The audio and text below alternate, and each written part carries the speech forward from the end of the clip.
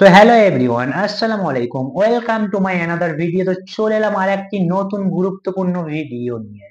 So আজকের ভিডিওর বিষয় হচ্ছে কেন ইব্রাহিম আলাইহিসসালাম তার ছেলে ইসমাইল আলাইহিসসালামকে জবাই করতে চেয়েছিলেন। সো এই বিষয়টা ডিসকাস করবেন স্যার ডক্টর মিজানুর রহমান আল আজহারী হাফেজাহুল্লাহ। সো ভিডিওটা স্কিপ না করে শেষ পর্যন্ত দেখুন, এবং কারা কারা শায়েখ ডক্টর মিজানুর রহমান আল আজহারী হাফেজাহুল্লাহকে ভালোবাসেন তারা অবশ্যই একটি কমেন্ট করবেন, এবং ভিডিওটা যদি আপনার কাছে ভালো লেগে থাকে তাহলে একটি লাইক দেবেন, এন্ড এই ভিডিওটা বেশি বেশি করে শেয়ার করে দাও। Please share this video with your friends so that they can know about this video, and please don't forget to subscribe. Please subscribe to my YouTube channel for more latest updates. So let's start. আল্লাহ তাআলা সাইয়েদনা ইব্রাহিম আলাইহিস সালামকে স্বপ্নে দেখালেন যে ইব্রাহিম, তুমি তোমার সবচাইতে পছন্দনীয় বস্তুটি আল্লাহর রাস্তায় কুরবানি করো। একাধিকবার তিনি এই স্বপ্নটি দেখলেন এবং ইব্রাহিম আলাইহিস সালাম বুঝতে পারলেন যে আমার সবচাইতে পছন্দনীয় হচ্ছে আমার ছেলে ইসমাইল, যাকে আমি আল্লাহর আদেশে সেই মক্কার মরুভূমিতে রেখে এসেছি। তিনি আল্লাহ তাআলার আদেশে ফিলিস্তিন থেকে মক্কায় চলে আসলেন। এসে 13 বছর পর নিজের কলিজার টুকরা সন্তান ইসমাইলকে দেখলেন, কিন্তু এই ছেলেকেও তিনি বেশি দিন ধরে রাখতে পারবেন না, কারণ আল্লাহ তাআলার আদেশে তাকে জবাই করতে হবে।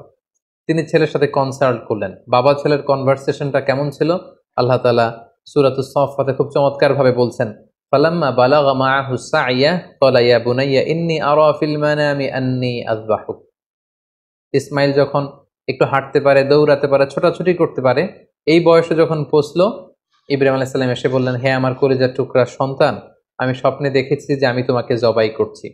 ফানজুর মাযা তারা, what do you think about it, what's your opinion about the matter, তোমার মতামত কি, আমি তোমার মতামত জানতে চাই।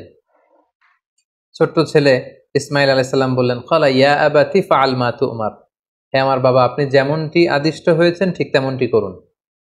সাতাজিদুনি ইনশাআল্লাহু মিনাস সাবিরিন, ইনশাআল্লাহ অচিরেই আপনি আমাকে ধৈর্যশীল পাবেন। আপনি মনে করবেন না যে আমি ঘাবড়ে গিয়েছি, আমি ভয় পেয়েছি, আমি দৌড়ে ছুটে পালাবো না।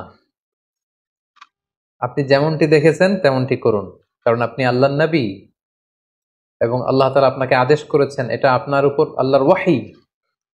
সো আপনি আমাকে ধৈর্যশীল পাবেন। বাবা ছেলে তখন মক্কা থেকে, মক্কার পাশেই মিনা অবস্থিত, মিনা প্রান্তরে রওনা হলেন আল্লাহ তাআলার আদেশে ছেলেকে কুরবানি করবার জন্য। কি মর্মান্তিক, কি হৃদয় বিদারক সে দৃশ্য। এবং সাইয়েদনা ইসমাইল আলাইহিস সালাম বললেন, বাবা, আমার চেহারার দিকে তাকিয়ে আপনি ছুরি চালাতে আপনার বড্ড মায়া লেগে যাবে, কষ্ট লেগে যাবে, আপনি আমাকে উল্টো করে শুইয়ে দিন, অর্থাৎ আমার চেহারাটা থাকবে মাটির দিকে, আপনি পেছন দিক থেকে আমাকে জবাই করুন। আল্লাহ তাআলা বলছেন, ফালাম্মা আসলামা ওয়া তাল্লাহু লিল জাবিন, দুইজনেই যখন সারেন্ডার করলো, মানে তাদের হৃদয়ে তখন আল্লাহর ভালোবাসা, আল্লাহর আনুগত্যের এই ব্যাপারটা ছাড়া আর কোনো কিছুই নেই। সাইয়েদনা ইব্রাহিম ছেলেকে হৃদয় থেকে সরিয়ে সেখানে আল্লাহর আদেশকে, আল্লাহর ভালোবাসাকে স্থান দিয়েছে। ছোট্ট ছেলে ইসমাইলও আল্লাহর ভয়ে রাজি হয়ে গিয়েছে। সাইয়েদনা ইব্রাহিম আলাইহিস সালাম তখন ইসমাইল আলাইহিস সালামের গলার মধ্যে ছুরি চালাবেন। আসলে এতটুকু পর্যন্ত অগ্রসর হওয়াটাই আল্লাহ তাআলা চেয়েছিলেন। আল্লাহ তাআলা চাননি যে পিতা ইব্রাহিমের কাছ থেকে শিশু ইসমাইলকে ছিনিয়ে নিতে। আল্লাহ তাআলা চেয়েছেন যে ইসমাইলের স্থান ইব্রাহিমের হৃদয়ে বড় নাকি আমি আল্লাহর স্থান বড়। তিনি যখন ছুরি চালাবেন, পেছন থেকে ডাক আসলো, ওয়ানাদাইনাহু আইয়া ইব্রাহিম, হে ইব্রাহিম স্টপ, আর সামনে আগ বাড়ানো যাবে না, এখানেই থামো। কদ সাদ্দাকতার রুইয়া, তুমি তোমার স্বপ্নকে বাস্তবায়ন করেছো, তুমি তোমার স্বপ্নকে বাস্তবায়ন করে দেখিয়ে দিয়েছো। ইন্না কাযালিকা নাজজিল মুহসিনিন, এভাবেই আমি যারা সৎ কর্ম পরায়ণশীল তাদেরকে প্রতিদান দিয়ে থাকি। ইন্না হাযা লাহুয়াল বালাউল মুবিন, নিশ্চয়ই এটা অনেক বড় পরীক্ষা, এই বড় পরীক্ষাতেও তুমি বাপ বেটা তোমরা উত্তীর্ণ হয়েছো। ফাদাইনাহু বিযিবহিন আযীম, আল্লাহ তাআলা বলছেন, জান্নাত থেকে একটা বকরি এনে, একটা ভেড়া এনে আমি ইসমাইলকে সরিয়ে দিলাম, ইসমাইলের জায়গায় ওই বকরি কুরবানি হয়ে গেল। আল্লাহু আকবার। সাইয়েদনা ইসমাইল আলাইহিস সালাম বেঁচে গেলেন।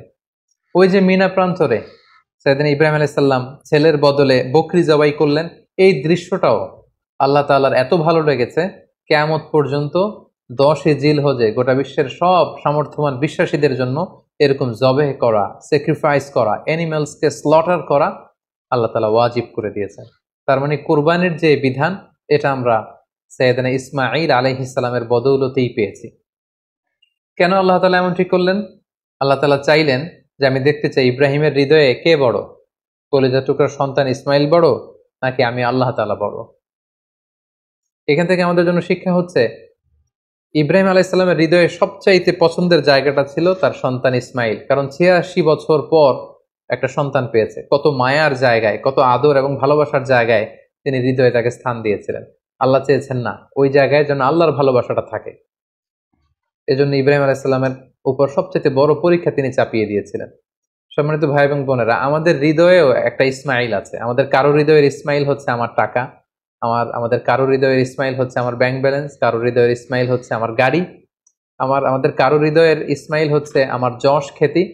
আল্লাহ তাআলা দেখতে চান যে সব কিছুকে আমরা আল্লাহর ভালোবাসার বিনিময়ে স্যাক্রিফাইস করতে পারি কিনা, কোরবানি করতে পারি কিনা, আল্লাহর জন্য সবকিছুকে আমরা উজাড় করে দিতে পারি কিনা। এটাই হচ্ছে কোরবানির শিক্ষা। এবার আমরা ওনার জীবনী থেকে কিছু লাইফ লেসন নেওয়ার চেষ্টা করব। সর্বপ্রথম যে লাইফ লেসনটি আমরা পাই সেটা হচ্ছে, ইসমাঈল আলাইহিস সালাম ছিলেন আদর্শ সন্তানের নমুনা। আমরা সবাই নেককার সন্তান চাই। আমরা চাই আমাদের ছেলে মেয়েগুলো আল্লাহওয়ালা হোক, আল্লাহর যে কোনো আদেশ তারা খুব সহজে গ্রহণ করুক, মাথা পেতে নেক, এরকম সন্তান আমরা চাই।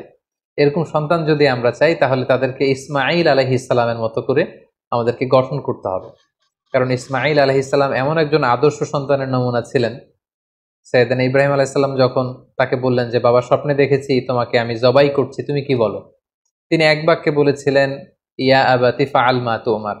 বাবা, আল্লাহ তাআলা আপনাকে যে আদেশ করেছেন আপনি তাই করুন, আপনি আমাকে ধৈর্যশীল পাবেন। ইমানের চেতনা হৃদয়ে কতটা গভীরে প্রথিত থাকলে একজন ছোট্ট ছেলে তার বাবার প্রশ্নের জবাবে এমনটা উত্তর দিতে পারে। আমরা যদি আমাদের ফ্যামিলি মেম্বারের কথা চিন্তা করি, আমাদের ছেলে মেয়েদের কথা যদি চিন্তা করি, আমরা যদি আমার ছেলেকে বলি, আমাদের মেয়েকে বলি যে, বাবা আল্লাহ বলেছেন যে আল্লাহর সন্তুষ্টির জন্য আমি যেন ছুরি চালাই, তোমাকে জবাই করি, ফিনকি দিয়ে রক্ত বেরোবে এবং তুমি এতে মারা যাবে। আমাদের ছেলে মেয়েরা কি ইমানের বলে এতটা বলিয়ান হয়েছে যে এই প্রস্তাবে তারা রাজি হবে?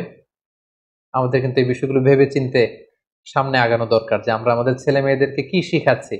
আল্লাহর ভালোবাসা, রাসূলের ভালোবাসা, ইসলামের ভালোবাসাকে আমরা তাদের হৃদয়ে গভীর থেকে গভীরে আমরা প্রচিত করতে পেরেছি কিনা, এটা চিন্তার বিষয়।